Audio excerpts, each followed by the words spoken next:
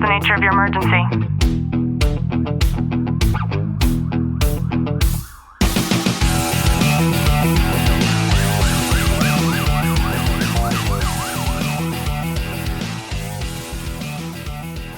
Welcome back to the Tactical Living Podcast. I'm your host, Ashley Welton, joined by Sergeant Welton. Ken, how are you? I'm good.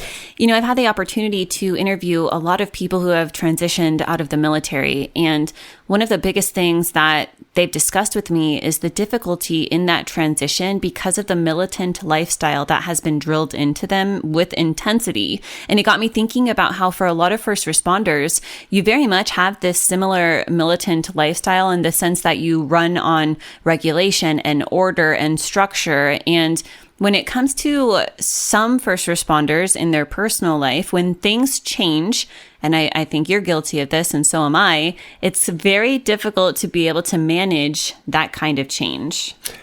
It's so funny because, you know, there's a saying that I learned a while back. It's, you know, there's two things cops hate.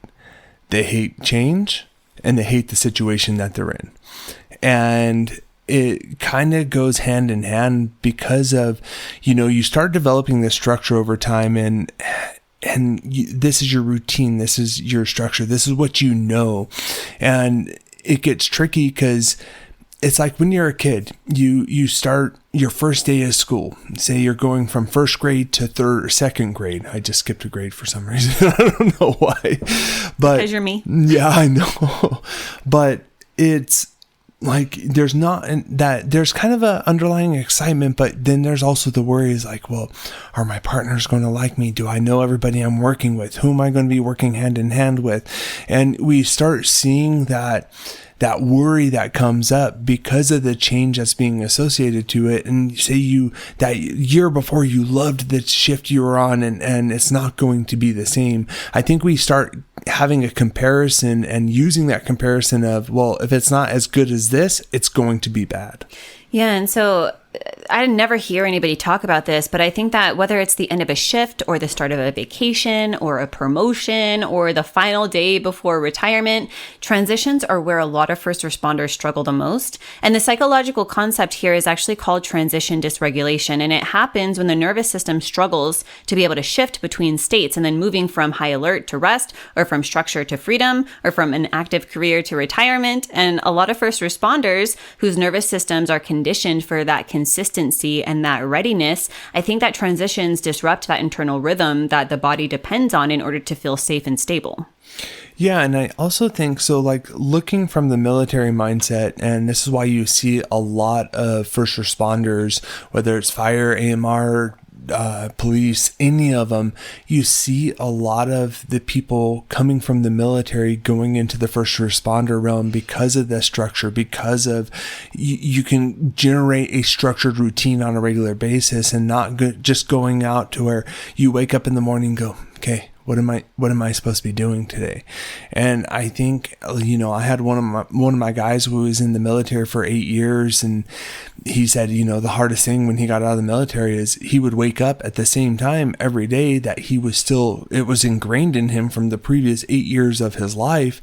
And then he would go into the kitchen and like, where's my breakfast? And because then he had to make it himself. He had the choices now, because you go from zero choices to having to make all those choices from yourself. And I think we start leaning on having those decisions and those choices made for us on a regular basis instead of us giving ourselves permission to make those choices for ourselves. Yeah, and I think for a lot of people, it looks like irritability or tension at the start of your days off, or even difficulty being able to enjoy vacations without restlessness. That's totally not you, Clint, by the way. I am excited for my days off.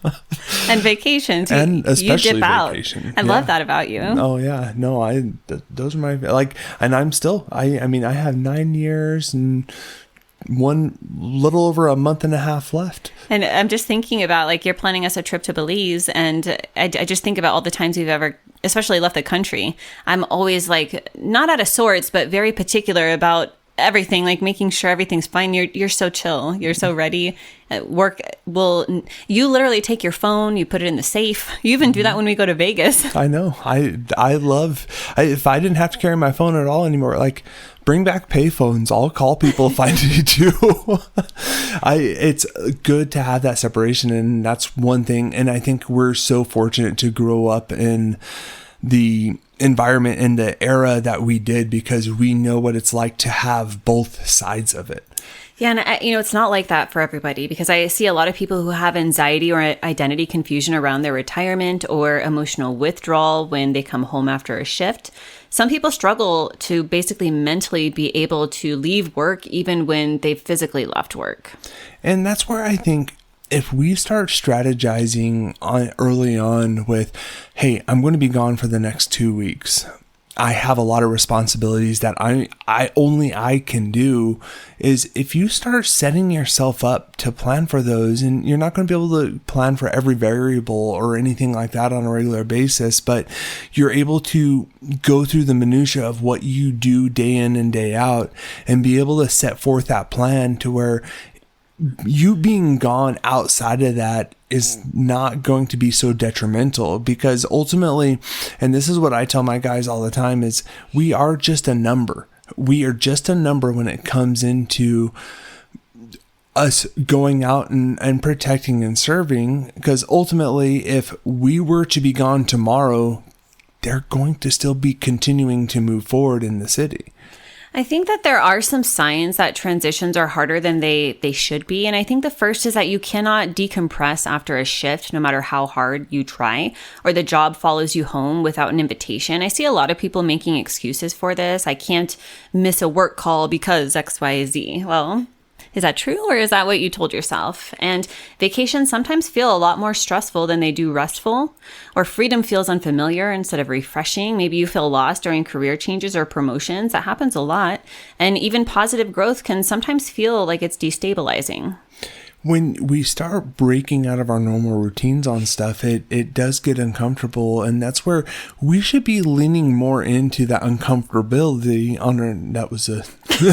That was a weird word for me to say, but a little bit of an accent came out right there. But did your tongue ring get stuck? I got stuck, so I'm sorry. But we get so comfortable in the situation that we're in, and when things shift and dynamics change for us, we get uncomfortable. Being able to be uncomfortable is okay. And I think when we give ourselves permission to get out of our comfort zone on a regular basis, not just in work of what's comfortable and what's not, but outside of work, and being able to lean into having that separation, to have that identity of who you are and who you want to be. I think it's important to understand that there are ways to navigate the transitions more efficiently. And the first is to make a constant decompression ritual after every single shift. For you and I, Clint, we enjoy talking to each other on the phone during that time. I don't like talking to you on the phone during the day. I'm too focused and busy with that. But when you're off, and like last week was a good example of you getting off, and you debriefed me about a bunch of really important things that had taken place throughout your day and then your evening. And we talked on the phone almost the entire time as you were driving home. But for some people, and I don't mean for this to come out in a negative way, they don't want to talk to their spouses on that drive home. And that is actually a good thing, because some people need that time for themselves. Maybe they're listening to an audiobook or listening to nothing at all. Maybe that's their time to kind of work through all of those loops to be able to close them before they make it home and to you. And so it's important that whatever it is, you just have something that's constant to be able to decompress. And it's, having that decompression state is so important, whether you have a 5-minute drive home or an hour drive home. Like, going through your system and regularly being able to shut it down, to reboot. That's how, like, looking at it from like a computer aspect. It's like I have my work computer and I have all these tabs open, all these windows open, and like when I get into my truck to come home, it's like I start closing out all those open tabs to where I know I can restart where I'm at the next day not a big deal. Like, they're going to pull back up. And I close them all off, and then I shut down my computer to get ready for that next day. We hear a lot about preparing for transitions. You know, like let's say you're retiring and you have financial preparation or where you're going to live or whatever the things are. But we don't often hear about that emotional preparation that should take place before big transitions. And sometimes, even if it's a promotion, having that emotional transition work that's done allows you to be able to put in the emotional reps to where it's not going to feel as daunting once that transition takes place. Yeah, because when you are always having these changes of seasons within your life of, you know, those promotions, those moving to different details, everything. Yes, you are excited for them. You're excited for that change, but then there's that fear. There's that self-doubt that comes up, and it's being able to set yourself up to be prepared for those as you're going into them. And it's something, it's ultimately always comes down to, it's reformatting our own way of thinking about them. I hope you've gotten some value out of today's episode. If you have, do us a favor, drop a review, subscribe down below, and as always, know that I'm sending you a long, tight hug from my home to yours.